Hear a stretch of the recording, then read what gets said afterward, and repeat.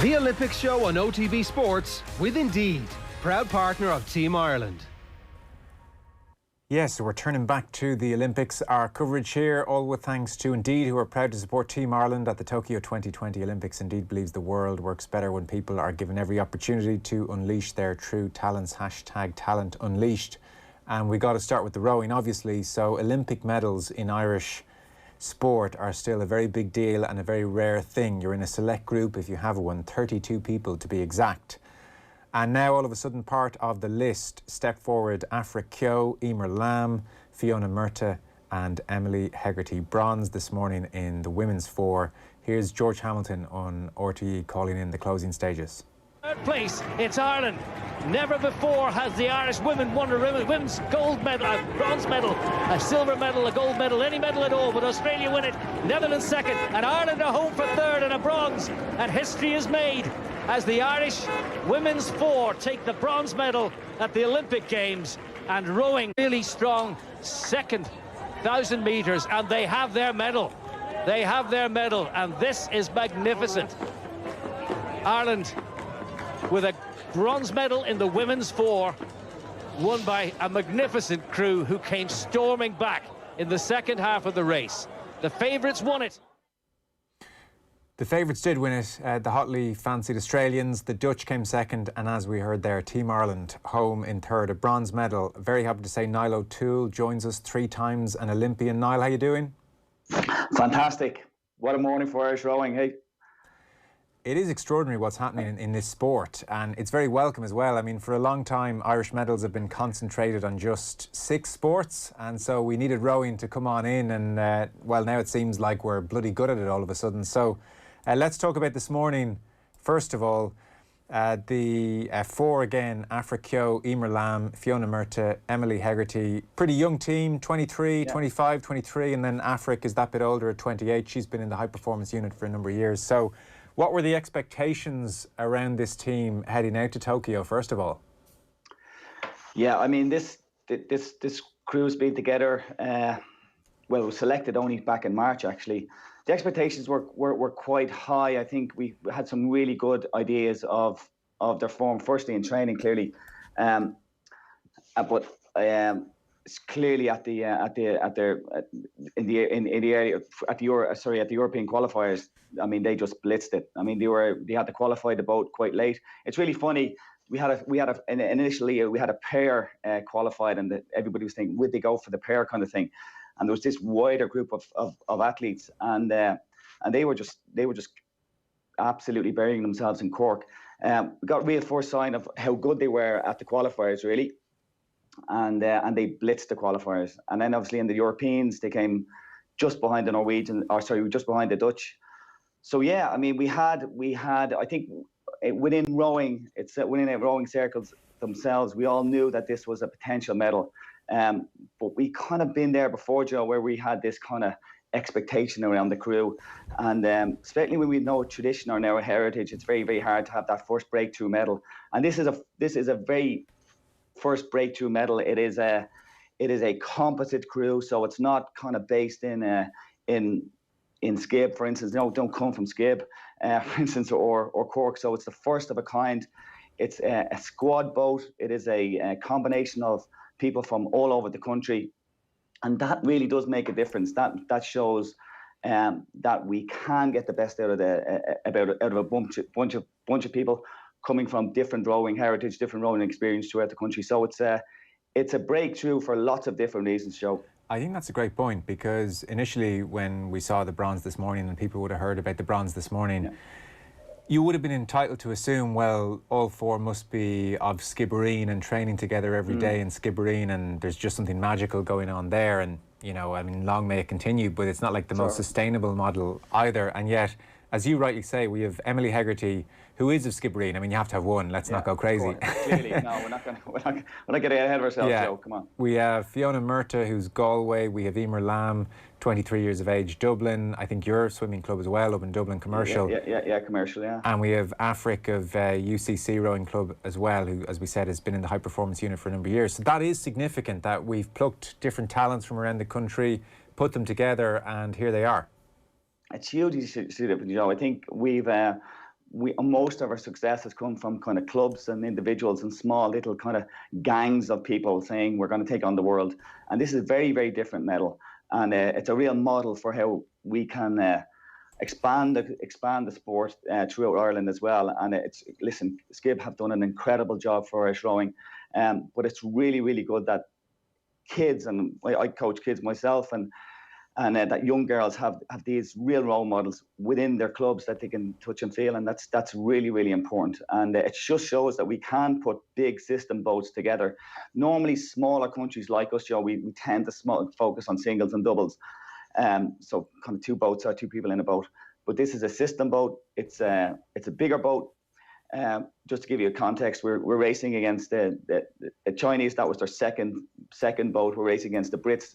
Sorry, the English GB. That was their first boat. So they put all of their best talent in that GB boat, and the girls just sailed past them in the last 200 meters. Now GB only got their first women's rowing medal back in Sydney would you believe, for first crew Olympic medal back in Sydney.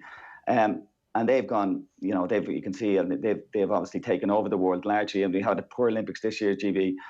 But this is a new year of Irish rowing. You can see this one performance is going to have huge repercussions for the clubs, for coaches, for the system. So, and it's going to explode. I can see the girls in my club and they are really, really going to go for it. I can guarantee you. So we're gonna have a couple of years of really, really strong rowers.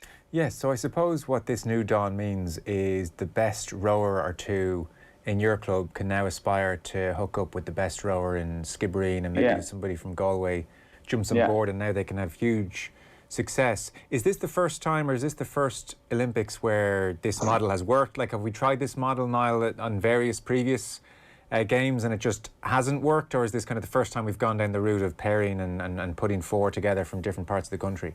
We've had limited success of it, Joe, before. We've had a 4 men's 4 in Beijing, that kind of mid-final. So we've had limited success. Really, I mean, we're back in Sydney, back in Athens. We were in a 4 from all parts of the country, but this is different because a lot of the girls are, even though they're from around the country, they're certainly based in Cork. Okay, so they're in the National Rowing Centre. So it's been good to kind of have this wheel and spoke where the National Rowing Centre is pulling people in and really maxing out their talents. And I think that was really one thing that and really focusing really, really intensely for long periods of time, and really getting the best out of the athletes. So I think one of the problems with Irish rowing traditionally is we've had really good talent, but never really kind of wrung them out for as much ability as we possibly can. So this is a great, it's a great thing, and long way to last. Yeah, very exciting. So in your day, say, when you were mentioning Athens there, for instance, was it a case that you were struggling for FaceTime together, to work together day in, day out? Yeah, very much so. It was kind of these kind of intense periods where you go away in training camp and you'd work really, really intensely together, and then you go off into your clubs. Now I think that listen, they're all working, or sorry, they're all living in camp most of the time now. And it's difficult because it's difficult to sustain that, and you're going to break a lot of athletes. Some athletes it's not going to suit, but yeah, it's definitely a model that's working. It's definitely a model that's going to continue to work, and we certainly have a lot of athletes who are going to fit into that model, and again, from all over the country, which is fantastic. I would like to see us maybe work a little bit more with clubs on that talent identification piece, and that's where we could make some ground as well. To the race itself, so for people who didn't see it, they might be reading that the Irish team didn't get off to a great start. They were 4th around the halfway mark, and then they briefly dropped into 5th behind China. Only Poland were behind them at that stage, and you would be forgiven as a more casual observer for being slightly worried on their behalf. But listening to the team talking afterwards, it seems they know they are one of the more aerobic teams. They know they will put the foot down in the second half of a race, and it was quite interesting. One of the girls was saying they could hear the other teams watching Ireland saying, don't let them come back at us, don't let them come through. So there was obviously an awareness of the other teams that Ireland might be liable to kick for home after the halfway mark. So Give us your sense of the race in that context. Off to a quote-unquote, was it a bad start or was it a start in line with how they tend to do their business? Well, there's two things at play. There was a very strong tailwind, so I would have personally liked to see the girls attack the first quarter a little bit harder. But there's a kind of combination of what I think the other crews did. The Brits, the Australians, the Canadians, the Brits, the Australians, and the Chinese, the Dutch. They only had really one play, really, and they get as far away from Ireland as they possibly can. They've raced Ireland quite. So say, for instance, the Aussies have watched Ireland row in the Europeans. The Dutch have watched them nearly row them down in the Europeans as well. So they knew that Ireland was going to come with a really, really strong last third. And in fairness, they left it a little bit late. If I would have liked to see them a little bit more overlapping in that first early stages. But they firstly, you in order to have a sprint, you don't only need to have a really, really strong aerobic base, but you need to have really good technique. The girls row exceptionally well, so they're very efficient in that middle phase, and they have that little bit of kick. So where you think it's just a sprint, it's not only just a sprint, it's really efficient rowing in that middle part of the course, which gives you that little bit of energy to kick for the line. And it was incredible just to see them glide past the GB girls, who must have been pulling their heart out trying to stay in that bronze medal position. But the girls, once they started to come, and the GB girls would have known, we're not going to hold these girls. These have form. They've passed us before, and they're going to do it again. And it was just incredible to watch. And not just a gutsy performance, but technically absolutely perfect. This crew, Giuseppe has them drilled rowing really, really well, and I think that's really important that we're not just this big have these big athletes with a big aerobic base, that we also row technically well, because as a smaller nation, you're going to have great technique and also great physiology as well, and we're going in that direction, and that's something that's the coaching team in Cork are doing a great job on. Yeah. It's a bit more than pulling like dogs, to quote a certain someone. Well, it is. I mean, Paul can get away with that, you know. Paul is from another planet. Us mortals have to row well and efficient, and that's what the girls did. And they had that little bit of sprint, and it was fantastic to watch. Oh my God, it was in commercial last night. The place erupted, and we knew they were coming from about 1,000 on. The other crews stopped pulling away, and we kind of knew they were chasing them down. It was just fantastic to watch. Well, stay with us, Niall. That's Niall O'Toole, a three-time Olympian, and was watching at Commercial Rowing Club last night. So I mentioned the four again: Emily Hegarty, Fiona Murtagh, Emer Lamb and Afra Kyo. Very happy to say Sheila Lamb, mother of Emer, should be with us. You can hear us okay, Sheila? Yeah, Joe, I can hear you. Oh, great to have you with us. Hey, not every day a member of the family wins an Olympic medal. Congratulations. No, we're over the moon. We're actually delighted. I was there with Niall in Commercial last night looking at the race, and I can tell you the first kilometre was, our hearts stopped. We thought it was gone, and to see the girls, like Niall said, pull back and go for it, it was just fantastic. But they really made us nervous in the first few minutes, I can tell you that. But we're over the moon. We can't believe it. Well, I can imagine. And geez, as a parent looking on in that first half of the race, I mean, heartbroken for her.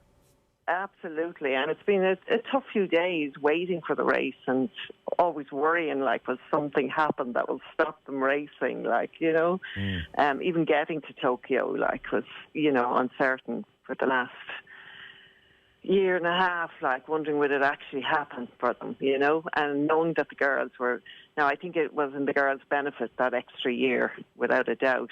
They definitely improved with that extra year. Possibly if Tokyo was last year, they may not have medalled. It's hard to say, but I definitely think that the extra year stood to them. So it all worked out well in the end. So what was the atmosphere like in Commercials then? How many people were there? There was a few, all social distancing, but there was quite a few. Great atmosphere, I must say. Family and friends and a few Commercial members. But it's Commercial where Emer started rowing. Right. And only fitting that we watch it there, because they set her on the journey to where she is now, so that was great. Yeah, it was a great atmosphere. Lovely at the end to hear her talking on not to be there. Like when her sister Claire was in Rio, we were over there and had every intention last year to go to Japan if Emer got there. But it's hard not to be there. But it felt nearly as good as being there with her last night, I must say. Yeah, I know. I can imagine it's difficult. Look, Sheila, there's Paris around the corner. We've got Paris, surely. Well, I hope so. But you know, like Niall's saying, it's a hard training regime they're under, and they have to give a lot up to actually achieve what they have achieved, which has been well worth their while. But it is 35 hours of training every week, and it's tough. It is a tough training regime. But I think Paris is only 3 years away, so maybe, hopefully, the girls might be tempted. We'll all love to go to Paris. Get the trip out of them, fingers crossed. So you mentioned Claire, obviously, who was in Rio, and now Emer has come along. So obviously a very sporty family and a rowing family, or have the two girls surprised you by getting into rowing? The girls just took their eldest sister, Sinead. Like any mother, you're trying to put them into a million different activities to try to get something they like. And she did a summer camp down in Municipal Rowing Club one summer when she was about 13, and Commercial asked her to join. She was a lovely rower. And Claire followed suit, and then Emer. And they just fell into it. We're not, neither my husband Noel or myself have any, have ever rowed or are really that sporty either, I must say. Claire would say we're not sporty at all. But so they just took to it. The minute they started rowing, all of them loved it, and it's been great for them. They got to make many life friends out of it, and they've done so well with it. God, that's amazing. It's a good job you brought them to that summer camp that time. Yeah, absolutely. Absolutely. That's paid off in a big way. So when you're sitting around the table trying to decide if you got their sporting prowess from mum or dad, who do they eventually pin it on? Oh, look, we both claim it. It could be a good after-dinner argument, but yeah, look, I don't know what it is, but maybe it's their grandparents who are no longer with us. They were hardy warriors, the pair of them, so maybe it's them. I think Noel, forgive me in saying that, they probably get the long levers from you, Sheila. That lovely, elegant long levers. I think, it's tall. So they're all the whole family. The shoulders, I suppose. Yeah, and the whole family. You'd pick them out, as rowers. Right, okay. Carbon, absolutely. Yeah, I think beautiful technique as well. They're a lightweight rower, but Emer definitely has the physiology of a rower. Okay. She's 6'1", and she is a strong girl. And she has a big engine. There's no question about that. Yeah, absolutely. Okay, so it is Sheila that gave them their Olympic. We'll say. That's been settled now. Someone else to defend themselves. We'll run with that. So what's the deal now, Sheila? Do they pretty much have to get out of town and get home pretty quickly? 48 hours to be out of the Olympic Village.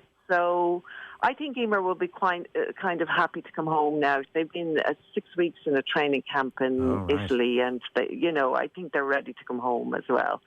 So I don't think they'll be unhappy with that. So Sunita, hopefully we'll have more medals. Sunita and the boys rowing tonight, and Sunita's final, I think, the next day. So they'll all arrive into Dublin Airport, I think, on Sunday at 4 o'clock. All the rowers will be home. Wow, that's going to be some moment. Yeah, it will be. Yeah, party for sure. I can imagine. God, amazing. Just so lovely for the family. And so you mentioned how hard she works, Sheila. Is Emer down in Skibbereen a lot? No, not Skibbereen. The National Rowing Centre's in Inniscarra, so she says in Ballincollig. So she's in an apartment on her own. Like, she's in there now for the last 2 years down there. You have to be at the base, so she's there training every day. To see her, we have to go down to Cork because they only get 1 day off probably every fortnight. It's tough going, it is tough going, but they are getting results now. There's no doubt about it. She's quite a few international medals. So she got I think a silver in the Europeans, and she got a silver in the under 23s as well. So she's done well with the rowing. and with the regime they have, but it is tough. It is tough. I think it's good, Sheila. They're a great unit. There's about there's a good. Oh my God, they are. So I think that's for life. That is I think that's that really is helps the making of them. it's I lonely. don't think Emer would be good as on her own. Emer needed that really, didn't she? Yeah. I think the 4 has been so good, and like not just the 4. There's 8 girls down there, and there's the sub Tara Hanlon and Claire Ferrick helped out as well. Yeah, they've all been good. They've been a good little group, and they've helped each other, and they're good fun together. They make it enjoyable, even though it's hard. Well, fast is fun. The kind of way you need to have fun, but it is. I mean, when you're living in a training camp environment, you have to make it fun. And I think the girls have made it fun, haven't they, Sheila? You can see that really on social. Right, They're always looking over their shoulder, because there's one of that group could easily take them out of the boat. Emer got COVID at Christmas. Of course, which is very worrying. Oh, pity. You gone, Sheila? She looks like she's gone. We might try and get her back for a second. COVID at Christmas would have been worrying. So you would have seen Emer come through, and I guess Claire as well then, Niall, would you? Yeah, you would have seen them come through. I mean, again, and not dissimilar to lots of people, you see that they have good boat skills, but again, it takes a lot to get to that level, and they certainly have the X factor. They got great coaching, but you need to have a passion, and the girls certainly had a passion and a drive to go for it.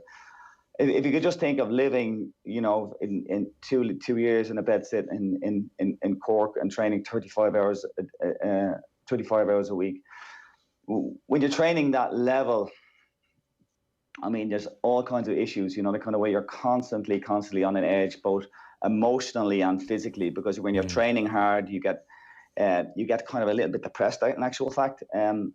And you have all of this endorphins running around, but you're so exhausted most of the time.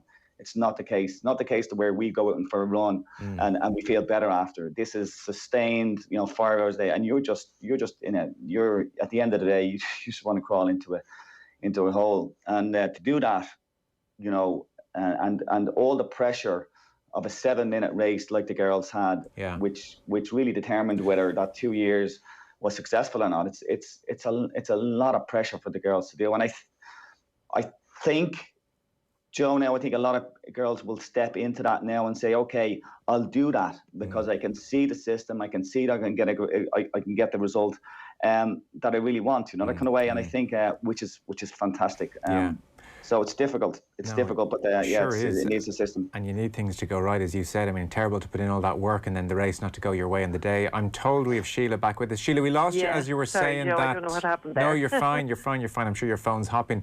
That she had COVID at Christmas. God, that's a worry. Yeah. We all actually in the house got it at Christmas, so we all recovered well. But Emer got it slightly worse than the rest of us, but recovered. She lost her place in the trial, I think, in January, and she did, it's definitely character building, because she was fine and she worked hard and got it back. So you just don't know. You're only as good as your last trial, so to speak. It is a lot of pressure, and you do need a little bit of luck to go your way as well. You do, but I do definitely think it's character building. And I heard Niall earlier saying, they really are an example for girls coming up to, they are, the 4 of them are great girls, really great girls. Yeah, they really are. And you could see that Sheila in there last night in commercial. There's a few young athletes there as well that will really be inspired by Emer, and she's again, and it's great to have somebody in Dublin as well, and where and obviously Galway as well, that we can kind of really at the end of the day, when you're against these big countries, we have a very small pool of athletes what they can pick from, and that is difficult, to get 4 girls or even a pool of 8 girls to pick from is amazing for a country like Ireland. And Sheila, watching the rowing over all these years now, and back to Claire and beyond, are you a bit of a connoisseur now? Can you know your rowing, would you? No, not. I wouldn't call myself that, no, but I know a bit about it. I'm more or less one of these fans that love going to all the places and venues that the rowing regattas are waving the flag. But yeah, I know a bit about it, but I wouldn't be a connoisseur. I'd say you're being modest there. And have you spoken to the other parents? Have you got to know them at all down the years? Yeah, I have. Yeah, great, I've spoken to the parents, and we're all kind of on a WhatsApp group too. Yeah, we keep in touch. God, great. Yeah. Well, listen. We'll let you go. Congratulations again. Listen, thanks amazing. Very much, No, it's amazing. God, I hope you're a bit of champagne or something this evening. I hope in the house. We had a lot last night. I haven't gone to bed. I'm looking for an early night tonight. All right, okay. But thanks very much. I'll see you in commercial, Sheila, again. Bye, Niall. Take care. See you.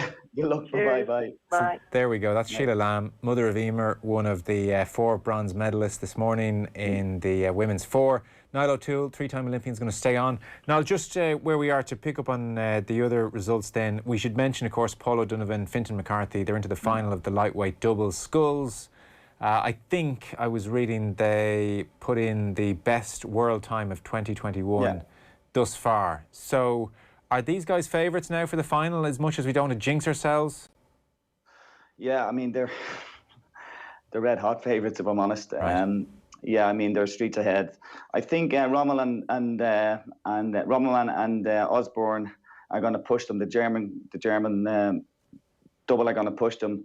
And if you're watching the race, look for they've only got one real kind of trick in their book, the Germans, and that's go out and dominate as best they can, and try hold on. That's all they can do with the boys. It's going to be the guys they're going to cruise through them at some point.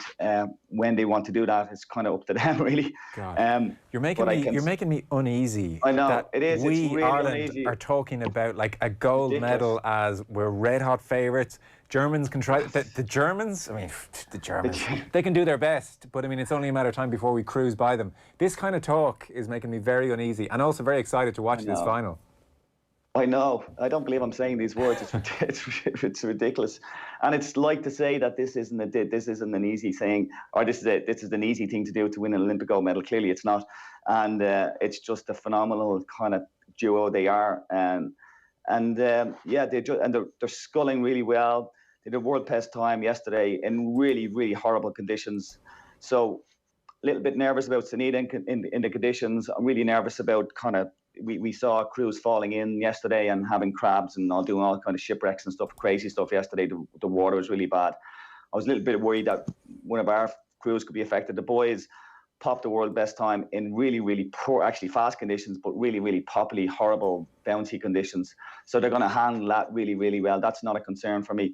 The Norwegians, who I would have thought would have been kind of close to the Germans. So it would have been Ireland, Norwegian, Germany, and then the Italians.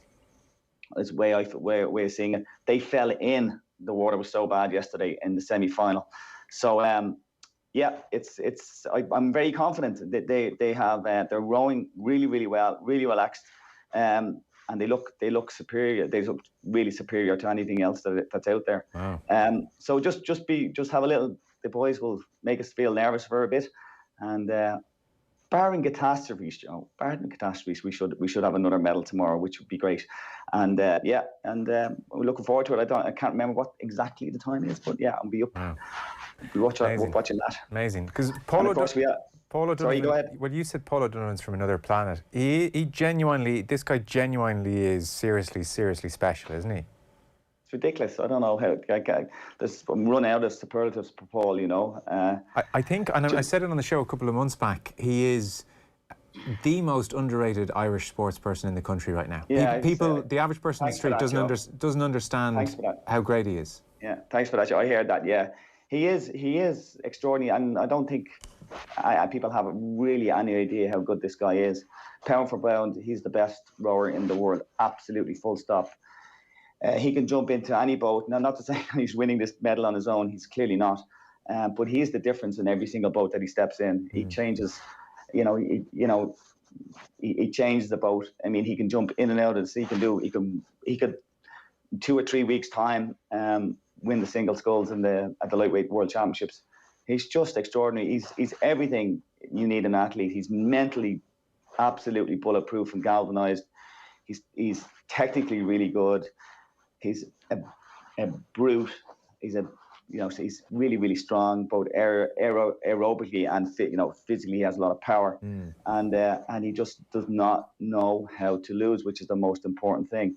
And hats off. He's just an incredible athlete, and hopefully we'll maybe we can find another one of those. I don't think they're made like that anymore. And he's young as well, so he has the next couple of years. Yeah. Well, so, listen, hopefully it goes well for him and for Fintan. Fingers crossed. McCarthy. Yeah. And maybe when they're doing those like most admired Irish sports person lists very soon, I mean, finally this guy might start being in the top 5 because we need to start a campaign or something. Listen. Yeah, we need to start a campaign. Come on, get behind him. Yeah, get behind the hashtag. Come on. And like he's just studying to be a surgeon in his spare time.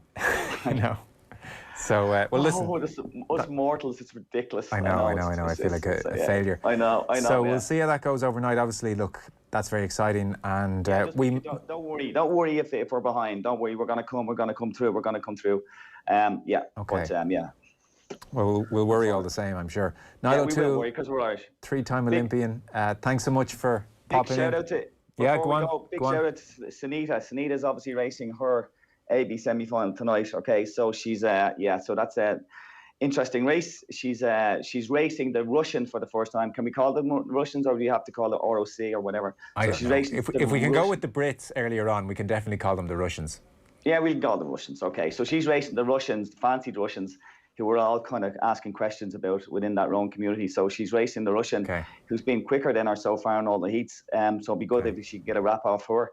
And hopefully the weather will stay fine for her. And it's going to be. She has a tough. She's got the better of the semi-finals. Right. I think she'll qualify out of it and set herself up for the final at the weekend. So anyway, if you're watching the rowing, give a big shout out to Sunita. Put out the Child of Prague and get the rosy beads out and Okay, big night tonight coming up. Listen again. Thanks very much, Niall. Cheers. Thanks, Joe. Cheers, mate. Niall O'Toole there. 3-time Olympian, and well, the rowing is just extraordinary at the moment, isn't it? So we are here, it's our Olympic show. It is with thanks to Indeed, who are proud to support Team Ireland at the Tokyo 2020 Olympics. Indeed believes the world works better when people are given every opportunity to unleash their true talents.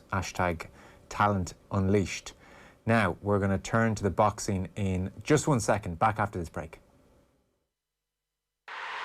The Olympic show on OTB Sports with Indeed, proud partner of Team Ireland. Yeah, you're welcome back. So we're going to turn to the boxing. Very happy to say we are joined by Amy Broadhurst, 2019 European bronze medalist and a national champion at various levels underage as well. Amy, great to have you with us. How you doing? Thanks very much for having me. I'm good. How are you? Yeah, very well. So listen, let's talk boxing. We will look ahead to Kellie Harrington's fight, and you're perfectly placed almost of anyone in the world to talk about that fight, I think.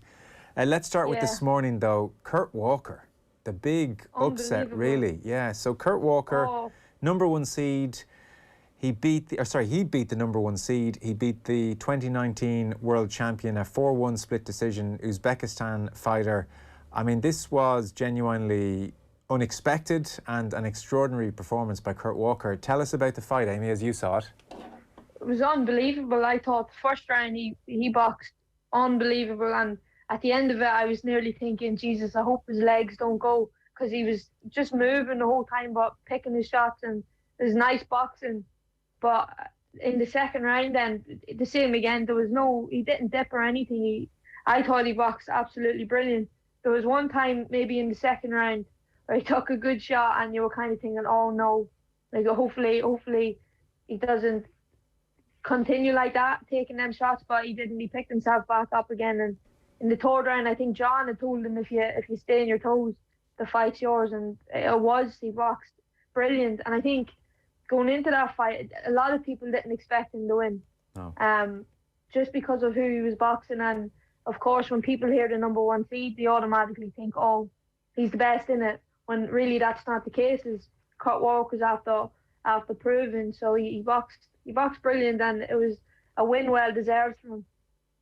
Yeah, because Walker said afterwards that he felt like a smarter fighter and he felt like a sharper fighter, which again, and I know I take your point on number 1 seed, but we are talking about the 2019 world champion here. Extraordinary. It's unbelievable. That to beat someone at that pedigree it's brilliant. So it is. But I think even if you look at Cut Walker's results, beating Peter McGrail, and that goes to show as well, he's well up there, and if not better than them. So it was a brilliant win for him. Yeah, and I think people are learning the various stories of all the different athletes now as the games go on. Like Kurt Walker was just remarking how strange life is earlier on after his fight, because if the games had gone ahead as planned, he wouldn't have been there because he had a young baby born 3 months premature, or several weeks certainly premature anyway, and obviously he was very... that was the big priority at the time. So, I mean, the delay happened and here he is. So the amazing thing now is, Amy, and we knew this day would come. We were counting down for this day. It will be Zor in the Irish corner and Billy Walsh in the American corner in the quarterfinal. So a fight for a medal, really. So it's Zor versus Billy. It's head on, isn't it? Yeah. It's brilliant though. But when we were over at the training camp there in Miyazaki, Billy Walsh was there as well with us, and we'd be sparring his boxers, and there was no like competition now. But I think now tomorrow or whenever they box, the two of them will be kind of thinking they'll want to get one up on each other, especially Billy. I think Billy would love to get one up on Zor, so it'll be very interesting. But I'm hoping obviously Kurt does it and beats the American. Yeah, Ragan Duke is the guy's name, so we'll see how that goes. Yeah. Zor against Billy and Kurt against Ragan. Yeah, sorry, Amy. I don't think they actually sparred though, them two over in at the training camp. I think Kurt was nearly always in with the German. You know, Germany boxed in the European qualifier when he lost. Right, okay, interesting. I So think they won't be familiar sparring. with each other necessarily? No, I don't think so. Okay. So it'll be interesting. Well, we're looking forward to that. So, I mean, you kind of think Kurt Walker is capable of anything now after that win against the 2019 world champion, #1 seed at these games. And then Aoife O'Rourke, she lost to Kian Lee, who's very experienced and decorated. Kian Lee won bronze in Rio and is the 2018 world champion. We should say about Aoife O'Rourke, she's 24 years of age. She only started boxing 6 years ago. I know, yeah. Like 3 years ago, I was at the Europeans with her, the under-22s, and she made the final. But they pulled her out again. You know, Buznaz, I think she's 69 now, the Turk. Right. They were meant to box in the European final, and because obviously Aoife wasn't around long enough to pull her out. And when you think back to 3 years ago to where she is now, a European elite champion and an Olympian, it's unbelievable. So it is. Everything she's achieved in 3 years is unbelievable, and she's a good friend of mine, so I'm not being biased, but I think she should be very proud of what she's achieved so far, and I'd put money on it now, so I would that in 2024 she'll medal. Yeah, she always said Paris was the ambition, and this was, you know, part of the journey to Paris. What did you make of the fight itself? It was very, very, very scrappy, I think. They're very messy. They were always holding, but I think the difference was that the Chinese girl just scored the clearer punches. She was more of a tidier boxer. Right. But I think Aoife's heart and hard work brings her all the way up to that level. And I think if the luck of the draw as well is a big thing. I think if Aoife had got a better draw like the Algerian beforehand, Aoife wouldn't have had a problem with her. And even who she boxed, and I think she was boxing India, and I think as well Aoife would have beat the Indian. So it's all luck. Well, the majority of it's luck. You definitely need a good draw, there's no doubt about it. So Kellie Harrington, huge hopes for Kellie that she'll go well. She begins her campaign in the early hours of Friday morning. She fights Rebecca Nicholay in the last 16. So look, obviously you're similar weight division to Kellie Harrington, and you have beaten Rebecca Nicholay, and you mentioned the camp you were at. So I think, did you go out specifically just to spar with Kellie, was it, Amy? No. They took me out. I think I sparred everybody out there, but on the very last day before we all left, I sparred Kellie. And to be honest with you, I don't think there's many people in the world that can beat Kellie right now. I think she's at peak at the moment, and she's just improving all the time as well, which is unbelievable. I said it to one of the coaches. It's madness how 3 years ago she was world champion, and even since then she's improving still. And I genuinely don't think she'll have any problems with Nicolai on Friday. I think she's just a better boxer all around. And in what ways would you notice the difference in Kellie from 3 years ago, say? I couldn't even tell you, to be honest. She just keeps everything she does when you're watching her doing pads. And when I've sparred her so many times now, and there's spars where she's unreal, and then it's mad just how she's even kept at that level, if that makes sense. Yeah. I just think she's an inspiration to a lot of people. Yeah, sometimes maintaining the level is as hard as getting there, isn't it? Very, very hard. Like, even winning a world medal, or world gold, and then continuously winning, like even winning the European qualifiers there, and beating some very, very good boxers like that. That French girl, she was over at the camp as well. That French girl, Maeva Hamadou, she's hard work, so she is, and Kellie made her look like it was easy. And even Caroline Dubois, I know Caroline is still very young. I think she's only 20. She still won a lot, and she's still very talented. And again, Kellie made her look like you could see the difference in the elite and a young girl. Yeah. So Nicolai, who you fought, Rebecca Nicolai, no real trouble there, fingers crossed, for Kellie Harrington. What kind of fight will that be, do you think? Will Kellie take the fight to her, or stand off, or pick her off? How do you see that? I think I can't tell you what the coaches are going to tell her to do, but I think Kellie might wait for her to attack, because she's a southpaw as well, and she'd be pretty similar to me in throwing 1-2s and 1-2 hooks, but kind of falls in with hers a lot more, and you can see coming. Okay. But I couldn't tell you what they're going to tell Kellie to do, but I wouldn't be too worried either way, because Kellie can do everything. Yeah, it sounds like it. Who would, maybe worry is the wrong word, but who would worry you in the draw for Kellie? Who's her big competition across these games?